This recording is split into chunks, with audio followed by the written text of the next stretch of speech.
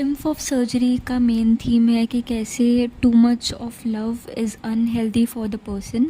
And इसमें 3 main characters हैं। Tricky जो कि एक डॉग है, डॉक्टर हैरियट जो कि डॉक्टर है, एंड पम फेरी जो कि ट्रिकी की ओनर है। स्टोरी की शुरुआत कुछ इस तरह से होती है कि जब मिस्टर हैरियट अपनी कार से निकलते हैं, वो ट्रिकी की अपीयरेंस को देखकर बहुत ही ज़्यादा हैरान हो जाते हैं। ट्रिकी बहुत ज़्यादा ह्यूजली फ़ैट हुआ होता है, वो एक ब्लोटेड सॉसेज की तरह लग रहा होता है, और साथ ही साथ में उसकी आइज़ ब्लड शॉट होती हैं। ब्लड शॉट का मतलब ये होता है कि उसकी आंखें एकदम रेड होती हैं और उसके मुंह से उसकी टंग लगातार निकल रही होती है। ये देखते साथ ही पम फेरी एक्सप्लेन करना शुरू कर देती हैं कि उन्हें ऐसा लगा कि उनका डॉग माल न्यूट्रिशन से सफ़र कर रहा था, तो इसलिए उन्होंने उसे थोड़ा सा माल्ट दिया, कॉड लिवर ऑयल दिया और बाउल ऑफ हॉर्लिक्स दिया रात में। ये सुनते हुए डॉक्टर हैरियट उनसे पूछते हैं कि क्या उन्होंने स्वीट थिंग्स देनी बंद की ट्रिकी को जो उन्होंने कहा था। तो उस पर भी पम फेरी कहती हैं कि वो उसे मना नहीं कर सकती हैं, क्रीम केक्स और चॉकलेट्स उसकी फेवरेट हैं, तो वो उसे मना नहीं कर पाई। मिस्टर हैरियट समझ जाते हैं कि ट्रिकी एक ग्रीडी डॉग है, और उसके साथ ही वो एक नेक्स्ट क्वेश्चन पुट करते हैं कि क्या वो एक्सरसाइज कर रहा है। तो उसमें भी पम फेरी कहती हैं कि जो उनका गार्डनर है हॉटकिन, उसको लम्बैंगो हो गया है। लम्बैंगो का मीनिंग होता है जॉइंट्स में पेन है, जिसके कारण वो उसको रिंग थ्रो वाली एक्सरसाइज नहीं करवा पा रहा है। ये सब देखकर डॉक्टर हैरियट समझ जाते हैं कि जिस तरह से ट्रिकी टॉटर करते हुए चल रहा है, टॉटर करते हुए चलने का मतलब जिस तरह से वो सीधा नहीं चल पा रहा है, उनको बहुत जल्द मिस पम फेरी का कॉल आने वाला है। कुछ दिनों में ऐसा ही होता है। मिसेस पम फेरी डॉक्टर हैरियट को कॉल कर कर कहती हैं कि ट्रिकी ने वॉक करना बंद कर दिया है, वो कुछ खा नहीं रहा है, उसने काफ़ी ज़्यादा वॉमिट कर दिया है, और वो पूरा टाइम अपने रग पर पड़े रहता है और पैंट करता रहता है। डॉक्टर हैरियट समझ गए थे कि ट्रिकी को सुधारने का सिर्फ एक ही तरीका था, और वो था उसे उसके घर से लाना। वो ट्रिकी को उसके घर पर लेने जाते हैं, और वो मिसेस हैरियट को समझाते हैं कि ट्रिकी को हॉस्पिटलाइज करना बहुत ही ज़्यादा ज़रूरी है।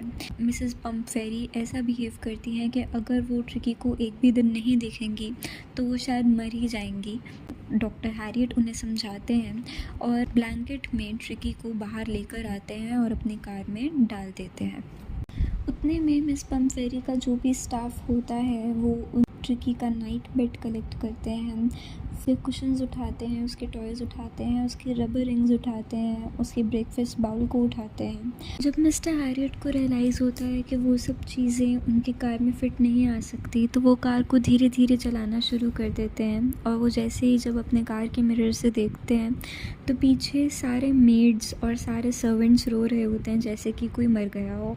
जब डॉक्टर हैरियट की सर्जरी में ट्रिकी और हैरियट पहुंचते हैं तो वहाँ पर बहुत सारे डॉग्स जो हैं वो ट्रिकी के पास आते हैं, और वो उसके आसपास स्निफ़ अराउंड करते हैं, उसको सूंघते हैं, बट वो उसको बहुत ही अनइंटरेस्टिंग ऑब्जेक्ट पाते हैं बिकॉज़ ट्रिकी की आइज़ बहुत डल होती हैं एंड वो कुछ रिएक्ट ही नहीं करता है।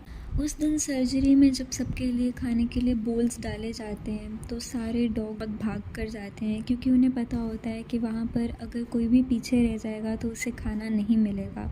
वहाँ पर सारे डॉग्स भाग कर जा रहे होते हैं खाना खाने के लिए। जैसे कि ट्रिकी को आदत होती है अपने घर पे, वो वहाँ पर टॉटर करते हुए जाता है, एंड जब वो वहाँ पर जाता है तो उसे रियलाइज़ होता है कि सारे डॉग्स खाना खा चुके हैं, और वो वहाँ पर सिर्फ एक बोल लीक करता है और वापस आ जाता है। अगले दिन से ट्रिकी समझ जाता है कि अगर उसे यहाँ पर जीना है और अगर यहाँ पर खाना है तो उसे भी भागना होगा। वो भी बाकी डॉग्स की तरह अगले दिन खाने के लिए भागता है, और उसके बाद से उसकी प्रोग्रेस बहुत ही ज़्यादा रैपिड हो जाती है। बिना किसी मेडिकल ट्रीटमेंट के वो ठीक होना शुरू हो जाता है। उसको मज़ा आने लगता है गिरने में, भागने में, मज़े करने में, और डॉग्स के ग्रुप के साथ टाइगर की तरह लड़ता है। खाने के टाइम पर वो रात में बाकी डॉग्स की तरह रैट्स को हंट करता है, और वो वैसा टाइम जीता है जो कभी उसने पहले जिया ही नहीं होता।